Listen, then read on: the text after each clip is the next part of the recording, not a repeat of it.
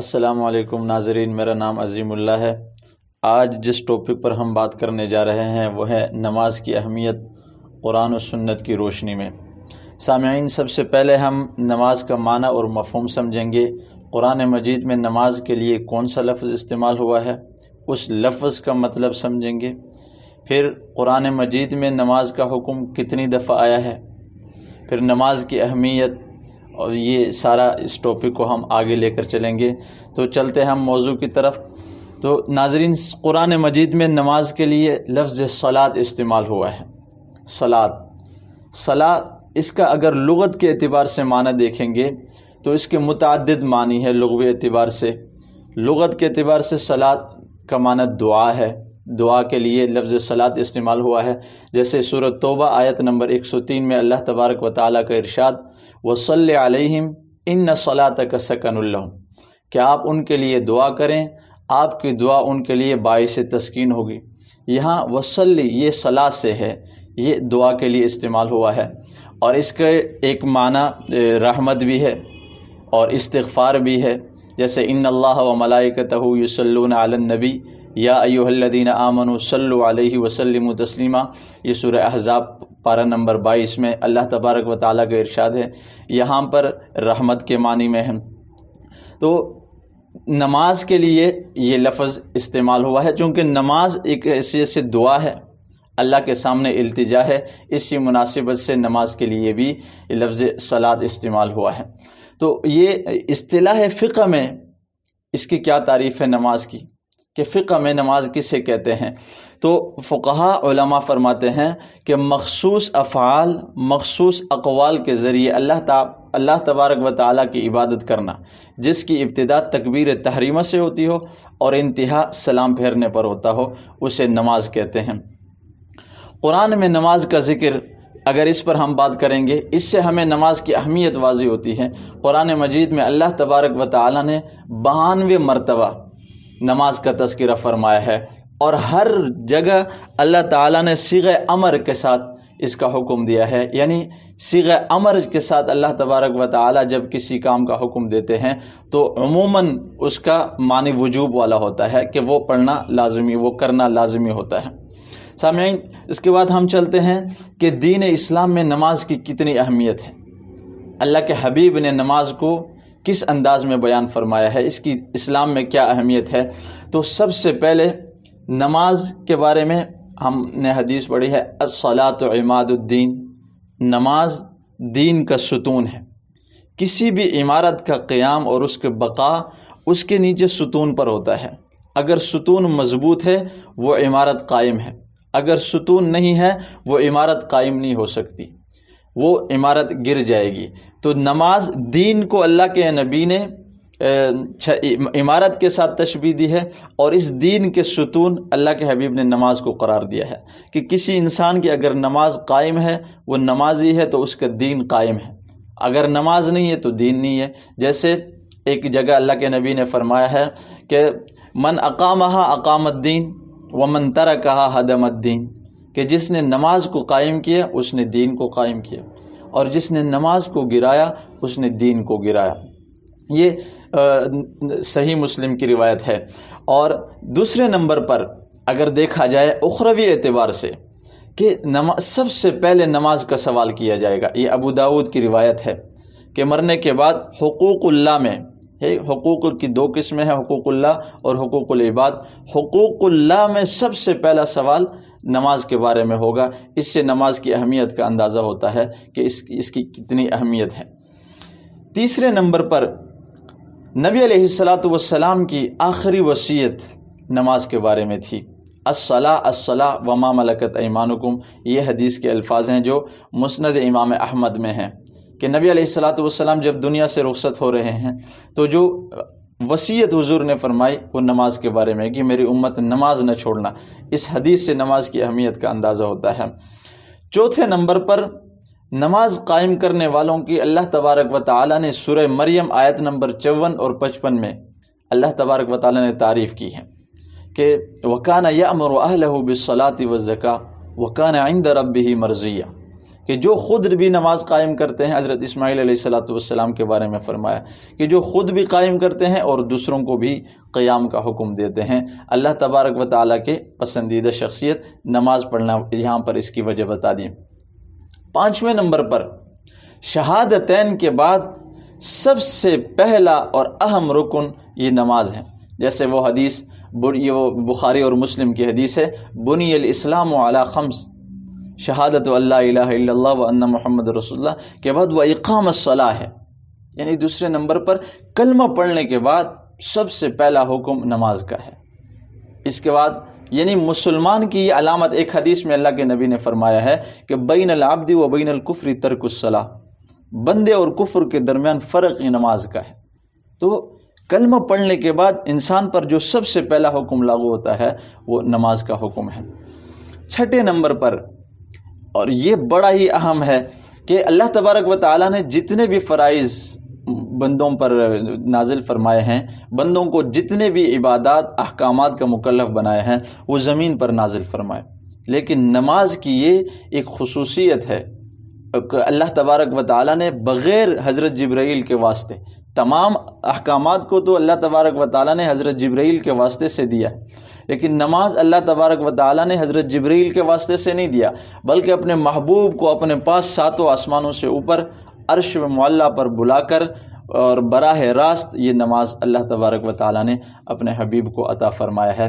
اس سے نماز کی اہمیت کا اندازہ ہوتا ہے کہ یہ اللہ کے ہاں کتنی محبوب چیز ہے، کتنا محبوب عمل ہے کہ اللہ اپنے محبوب کو پاس بلا کر، جب کوئی اپنے حبیب دوست کو، اپنے محبوب کو پاس بلاتے اسے کوئی تحفہ دیتا ہے تو وہ بڑا ہی اہم تحفہ ہوتا ہے۔ تو اللہ تبارک و تعالیٰ کے حبیب محمد الرسول اللہ صلی اللہ علیہ وسلم ہے، تو اللہ تبارک و تعالیٰ کے ہاں جو سب سے پسندیدہ عمل تھا وہ نماز تھی، جس کو تحفے میں اللہ نے اپنے حبیب کو عطا کیا ہے۔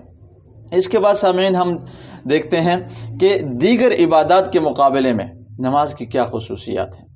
اہمیت پر ہم بات کر چکے ہیں کہ دیگر عبادات تو سب فرض ہوتے ہیں، فرض صرف نماز تو نہیں ہے، دیگر عبادات بھی ہیں، لیکن نماز کو کچھ خاصیتیں حاصل ہیں، کچھ اس کی خصوصیات ہیں۔ وہ ہے کہ قرآن مجید میں کسی عمل کو ایمان نہیں کہا، کہ اللہ تبارک و تعالیٰ نے نماز کو ایمان کہا ہے قرآن مجید میں۔ یہ سورہ بقرہ آیت نمبر 143، وَمَا كَانَ اللَّهُ لِيُضِيعَ إِيمَانَكُمْ إِنَّ اللَّهَ بِالنَّاسِ لَرَءُوفٌ رَحِيمٌ۔ اب یہاں پر یہ جو لفظ ہے لِيُضِيعَ إِيمَانَكُمْ، یہاں ایمان سے مراد مسلمانوں کی وہ نمازیں ہیں جو بیت المقدس کی طرف انہوں نے رخ کر کے ادا کی تھی۔ اور یہاں پر مفسرین فرماتے ہیں اللہ تبارک و تعالی نے نماز کو ایمان اس لیے کہا ہے کہ نماز وہ واحد عبادت ہے جو بندے کے اقوال اور افعال دونوں کی تصدیق کرتی ہے۔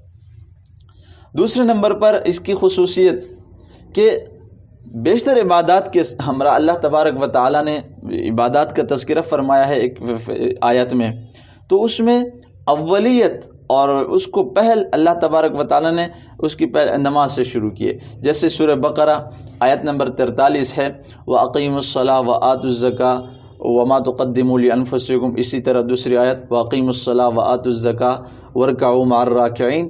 تو احکامات بیان کریں، عبادات کے فہرست میں اللہ تبارک و تعالیٰ نے سب سے پہلے نماز کو رکھا ہے، حکم نماز سے شروع کیا ہے۔ اور تیسرے نمبر پر نماز ہر حال میں فرض ہے، دیگر عبادات بعض مواقع پر ساقط ہو جاتی ہیں، جیسے کوئی اگر روزہ ہے مثال کے طور پر، یہ اگر کوئی شخص مریض ہو گیا، بیمار ہو گیا، تو رمضان کے مہینے میں اس سے اگر وہ بحالت عذر ہے، شرعی عذر ہے بیماری، تو اس سے روزہ ساقط ہو جاتا ہے، بعد میں ادا کرے گا، لیکن نماز ہر حال میں فرض ہے، یہ کبھی بھی ساقط نہیں ہوتی، سوائے وہ ایک مخصوص ایام خواتین کے لیے، ان کے علاوہ، کہ نماز ہر حال میں فرض ہے، چاہے مریض ہے، چاہے مسافر ہے، چاہے وہ حالت خوف میں ہے۔ اللہ تبارک و تعالیٰ نے ہر حال کا، یعنی کہ انسان کو جو معاملات پیش آنے ہیں اس کے مطابق حکم دیا ہے، اس میں تھوڑی بہت تخفیف کی ہے، مثلا اگر سفر میں ہے تو اس کے رکعات میں کمی کر دی ہے، مریض ہے تو ادا کی کیفیت میں اللہ تبارک و تعالیٰ نے رخصت دے دی ہے کہ کھڑے ہو کر نہیں پڑھ سکتے، بیٹھ کر پڑھیں، بیٹھ کر بھی نہیں پڑھ سکتے آپ اشاروں سے پڑھیں، لیکن معاف کبھی نہیں، یعنی ہر حال میں۔ اگر آپ میدان جنگ میں ہیں، سامنے مقابلہ ہے دشمن کے ساتھ، وہاں پر بھی نماز معاف نہیں ہے، یعنی کہ ہر حال میں یہ فرض ہے۔ وہاں اللہ نے صلاۃ الخوف کا حکم نازل فرمایا ہے، وہ قرآن مجید میں موجود ہے کہ میدان جنگ میں کس طرح پڑھنا ہے۔ پانی نہ ہونے کی صورت میں تیمم کا حکم دیا ہے۔ تو ہر حال میں نماز فرض ہے۔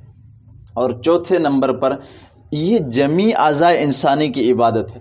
نماز میں انسان کے سارے اعضاء استعمال ہوتے ہیں، جمیع اعضاء انسانی۔ اور اس کے بعد ناظرین، یہ نماز کے معاشرتی فوائد پر ہم بات کریں گے کہ معاشرتی فوائد کیا ہے۔ یہ تھا تو انسانی اخلاقی اور اخروی اعتبار سے، دنیاوی اعتبار سے۔ اب معاشرے پر نماز سے کیا اثر پڑتا ہے، اس کے فوائد کیا ہے، اخلاق پر کیا اثر پڑتا ہے۔ تو 21ویں پارے کی پہلی آیت میں اللہ تبارک و تعالیٰ نے ارشاد فرمایا ہے کہ ان الصلاۃ تنہی عن الفحشاء والمنکر، کہ نماز بے حیائی اور برائی سے روکتی ہے۔ تو جو آدمی نماز پڑھتا ہے تو صاف ظاہر ہے کہ وہ اس کے اندر حیا پیدا ہوگی، اور حیا معاشرے کے لیے فائدہ مند ہوتا ہے۔ سارے اور بے حیائی کا خاتمہ ہوتا ہے تو معاشرے کو امن مل جاتا ہے۔ اور منکر ہر برائی کے لیے استعمال ہوتا ہے کہ نمازی ہر برائی سے رک جاتا ہے، نماز بشرطی کہ وہ نماز اس کے اصول و ضوابط، اس کے قواعد کے مطابق پڑھی گئی ہو، تو وہ انسان کو بے حیائی اور برائی سے روکے گی۔ اور یہ جو لفظ اللہ نے 2 الفاظ استعمال فرمایا ہیں، یہ اتنے جمی ہیں کہ اس کے اندر ساری برائیاں آ جاتی ہیں۔ معاشرے کے اندر جتنے بھی برائی ہیں، نماز پڑھنے سے کوئی معاشرہ اگر نمازی بن جائے تو یہ ساری برائیاں وہاں سے ختم ہو جاتی ہیں۔ مثلا جھوٹ، چوری، خیانت، ملاوٹ، رشوت، سود، اس طرح کے جو معاشرتی جرائم ہیں ان کا خاتمہ ہوتا ہے۔ اور پھر روحانی اور جسمانی صفائی کے ساتھ ساتھ یہ تو حاصل ہوتے ہی ہیں، لیکن اس کے ساتھ ساتھ انسان جو نمازی ہوتا ہے وہ اپنے گھر کی صفائی، اپنے گلی بازار، اپنے محلے، یعنی کہ ایک صفائی ستھرائی معاشرے کے اندر پیدا ہو جاتی ہے جو گندگی سے صاف ہوتا ہے۔ آخر میں ناظرین، ہم مختصراً تارک نماز کے بارے میں اللہ تبارک و تعالیٰ نے قرآن مجید میں کیا کیا وعیدیں بیان فرمائی ہیں، یعنی کہ جو آدمی نماز چھوڑتا ہے اس کی کیا سزا ہے۔ اللہ تبارک و تعالیٰ سورہ قلم آیت نمبر 42 اور 43، یہ پارہ نمبر 29 میں ہے، اللہ نے بے نمازی کے آخرت میں جو اس کے ساتھ ہونا ہے اس کو اللہ تبارک و تعالیٰ نے اس کا نقشہ کھینچا ہے کہ یوم یکشف عن ساق ویدعون الی السجود فلا یستطیعون خاشعۃ ابصارهم ترہقهم ذلہ وقد كانوا يدعون الى السجود وهم سالمون، کہ قیامت والے دن اللہ تبارک و تعالیٰ کے دربار میں ساری مخلوق نمازی جو ان مسلمان تھے وہ سجدہ ریز ہوں گے، تو کچھ لوگوں کی کمر بالکل سیدھی ہو جائے گی، یعنی کہ ایسے ہوگا کہ جیسے کوئی یہ تخت لگ گیا، اب یہ جھکنے کی کوشش کریں گے لیکن نہیں جھک پائیں گے۔ اللہ تبارک و تعالیٰ فرماتے ہیں کہ اس سے پہلے ہم تمہیں سجدے کی طرف بلاتے تھے اور تم سجدے کی طرف نہیں آتے تھے، وہم سالمون، اس وقت تم ٹھیک تھے۔ لہذا منافقین اور کفار کی جو حالت ہوگی حشر میں کہ وہ سجدہ نہیں کر پائیں گے کرنے کی کوشش کرنے کے باوجود بھی، تو یہی بے نمازی بھی ان کے ساتھ برابر ہوگا کہ وہ سجدہ نہیں کر پائیں گے۔ اور سورۃ المدثر آیت نمبر 38 تا 43 اللہ تبارک و تعالیٰ نے جنتیوں اور جہنمیوں کا مکالمہ بیان فرمایا ہے کہ کل نفس بما کسبت رہین الا اصحاب الیمین فی جنات یتساءلون عن المجرمین ما سلککم فی سقر قالوا لم نکن من المصلین، کہ وہاں جنتی جہنمیوں سے پوچھیں گے کہ تم جہنم میں کیوں گئے، کون سی چیز تمہیں جہنم میں لے گئی، تو وہ کہیں گے کہ لم نکن من المصلین، ہم نماز نہیں پڑھتے تھے۔ تو معلوم ہوا کہ جہنم میں لے جانے والے جو اعمال ہیں ان میں سے سب سے بڑا مسلمان کے لیے نماز کو چھوڑنا ہے۔ نماز کو چھوڑنے کی وجہ سے مسلمان جہنم میں جائے گا۔ سامعین، امید ہے آپ کو یہ ویڈیو پسند آئی ہوگی، اگر پسند آئی تو آپ لائک کریں، شیئر کریں اور کمنٹس کریں۔ ملتے ہیں نیکسٹ ویڈیو میں، اللہ حافظ۔